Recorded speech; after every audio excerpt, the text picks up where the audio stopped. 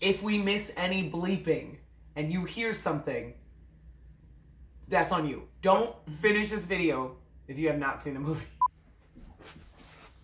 Hello, I'm the apathetic British nanny you've never wanted, Hadia. And I'm the origin story nobody asked for, Mario. And welcome to Alrightness, the movie review YouTube series where we watch movies and tell you about them. Whether you like it or not. Because we've got opinions about things. Whether you like it or not. And today, we've decided to go and talk about the new Joker. movie, Joker. Joker. The Just Joker. Joker. It's just Joker. Joker. No. Joaquin Phoenix. Joker. Jerry, will you make our faces the Joker? Can you make me Batman and her Joker? Sure. Yes, but like, oh no, but like the small Bruce Wayne. Make her Joker and I'm Harley. No, make you the Joker and I would be Alfred. No, I'm kidding. I don't care. So, we're gonna try not to spoil this movie also since it just came out, just like we did with It. But also, the Joker's origin story has been told 1,500 times. Yes, so. it's been told 1,500 times, but yeah, this is still a movie. It's still a movie that's currently in theaters. And I don't know if that twist about his family. We'll discuss that because I happen to be I don't want to be like pretentious about it, but I'm really into the Joker. Not like those crazy white people that like think the Joker is the greatest thing ever. I am just fascinated with his character over the years, from the history, like his character development. Said every white man ever. I don't believe in his ideology. I'm not talking about that. Anyway, whatever. So what do you give it? I give it a yes. Yeah. It was a movie that I watched. I didn't hate it. It had a good build. Characters were pretty well acted. Story was interesting. But I wouldn't say it's the greatest film of the year. I wouldn't say it's like a must-see. Probably above Venom, below Dark Knight. So I guess if like Venom's down here and Dark Knight's here, I know what between means. Joker would be like in between, like about here. Okay. Right here. Are you done? I just wanted to give them a visual representation. Between. I loved it. The only people I want to punch are people that have negative things to say about it before watching it. Those are the people I want to punch because I see how people can think that, oh, this is just going to give rise to more white men claiming mental illness when they go and shoot up stuff. They were going to do that anyway. First of all, they were going to do that anyway. Second of all, this is the Joker's origin story. If you didn't want a white man who's shooting things up who's mentally ill, we should have never written a story about that exact person.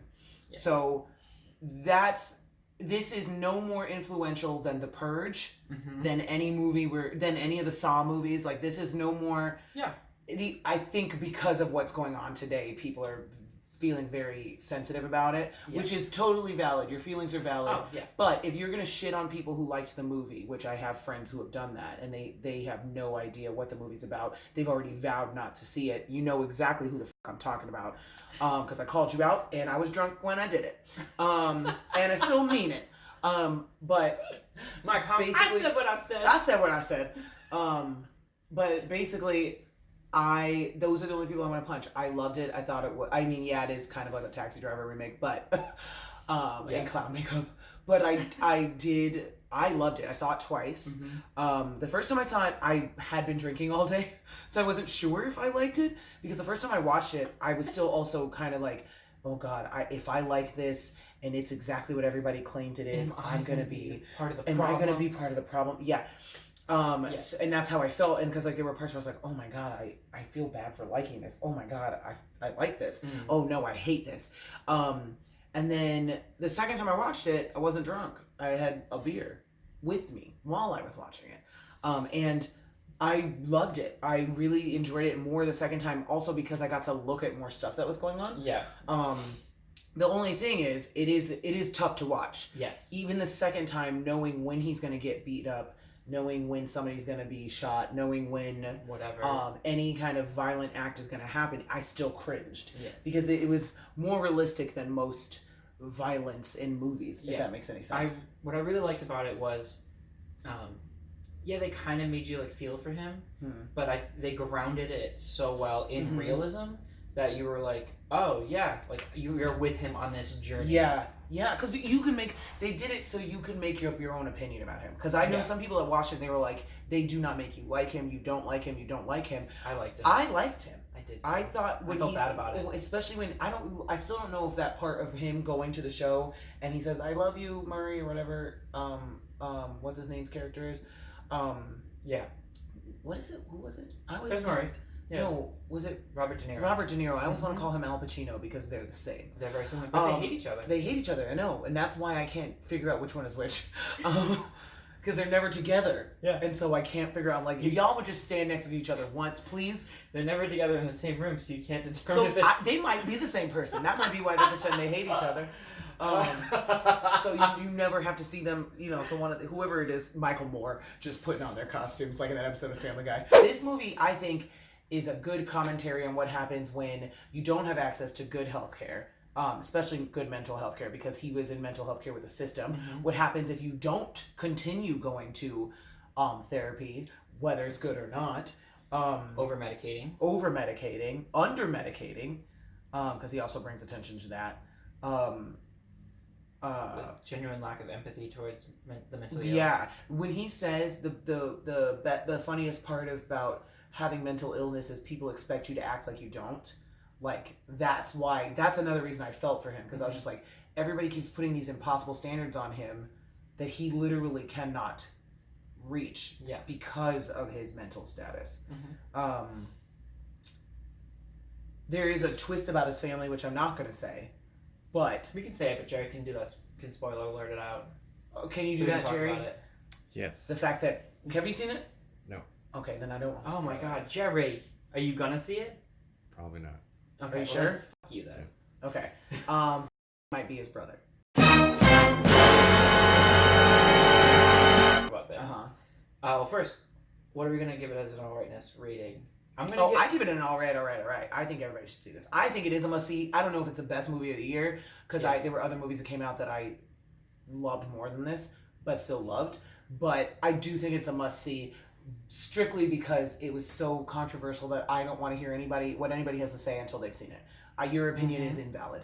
You can have the opinion on the director all you want. I don't know exactly what he said, but I know it's garbage what he said. So f him. Any of this drama. He said something like woke culture is ruining comedy.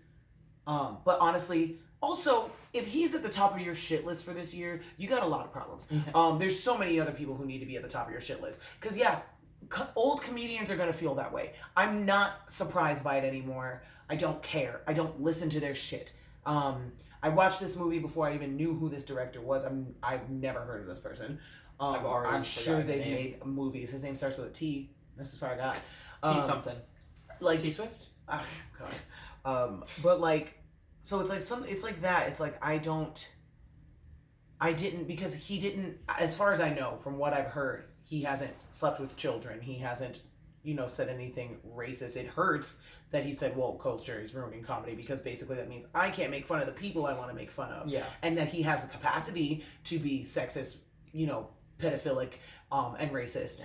But he's not a war crime apologist. But he's at you, Ellen. Yeah. So that's where my thing is. It's like if you say I'm not supporting this director, and that should be the end of your feelings about this movie, because you need to see this movie before you have an opinion on it. Yeah, I would give it an all right, not like just like a solid middle all right, because I went into it knowing that like this is the mindset people are gonna have. They're all concerned about it. Watch it again, because that's how I felt when I left the first time. Yeah. That I was like, this is all right. Yeah. Watch again. I have a lot of thoughts and feelings about Joker and his history. As well as like the Batman universe in general. Like, Batman's my favorite of the DC heroes, so I'm like a little more into it. What a terrible favorite. It's better than Aquaman. Aquaman's not the only other one. Who else is there? There's women. There's Nubia. There's Philippus. Who else is there? Bitch. You. Who else is there? Who else is there? There's Cyborg. I thought you were talking about the men. Why would I be talking about men? I don't know. Why? I hate them. Because we're talking about them. I don't care. We're talking about Anyway. Batman, man. Anyway. With apprehensions, just because I know the current climate of our world, yeah. And I could see where people would think that, but when I was watching, I was like, oh, like they even kind of allude to it there also that when they talk about media, yeah, like he would find people that would follow him in this universe are the same people that would follow the fictional character Jokers. Like it's the just the mentally disturbed people. Yeah, it's not this movie; it's them as mentally disturbed people with access to massive firearms and no access to healthcare. Yeah, or access to healthcare that they're avoiding. Yeah, for some reason. Well, I don't think these people have access to healthcare because the whole reason they're following him is because they hate the proletariat. Yeah, they're essentially having a new French Revolution because they're like kill the rich, eat the wealthy. It was alluding to the New York garbage strike. Yeah. Because that's when I watched an episode of Forensic Files. It was all about that and how they discovered Legionnaire's disease that time. Yeah. And I thought it was from the rats, but it wasn't. No, it was. Anyway, the thing about the Joker is he has no origin story. Yeah. Because he has so many different ones. Because he has so many different ones. And it's just constantly rebooting. There's one where he was a stand-up comic. There was one where he was a retail worker and his wife was pregnant and essentially all of them he's a guy on the bottom though. Yes. They made that a point too. And then he breaks and is the exact polar opposite of Batman in all sense. And what I like about this film is it is a Batman origin story from a villain's point of view. Yeah. Where he's the hero of this story. And we know he's not the hero, but he in his mind he is the hero. Except he might be, because Batman really just goes through Gotham beating up the mentally ill, leaving them broken in the streets. It's a very complex system. Okay.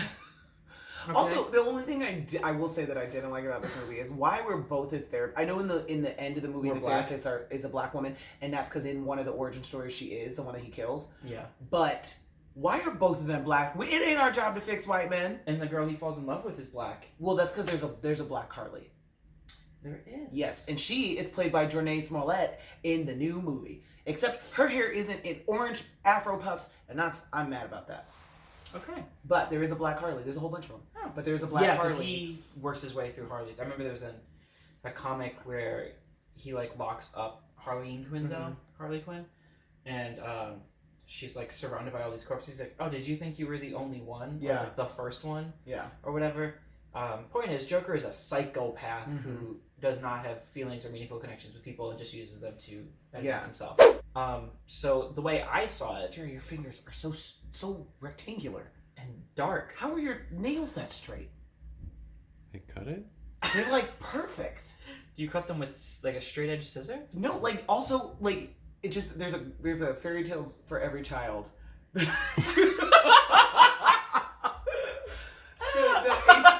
HBO cartoon Fairy Tales for Every Child, their hands, the way they drew them were squares, fucking rectangles, and that's what your hand looks like. Like Samurai Jack hands. Yes, it's crazy. You got Samurai Jack hands, Jerry. They're great. I love your. I like the symbolism of it. Yeah, it was either his mental state or just his happiness. Yeah, where when forcing himself to go up is depressing, but then just letting himself dive into it. Yeah. Made him the happiest, and then he went and killed people. It sucks too, because watching stuff like this also makes me question myself, because I go, yeah, no, he was justified. I've always sided with the villains, though, even since I was little. Yeah. So that could also just be me going, also you. Villains are also hella queer baited and Also, colored. I hate Batman. They're almost always black, colored people too. Well, they're anybody who's marginalized. Any other. Is always a villain. Yeah. So people like us identify with them. Yeah. Well. Yeah. Look out, white people.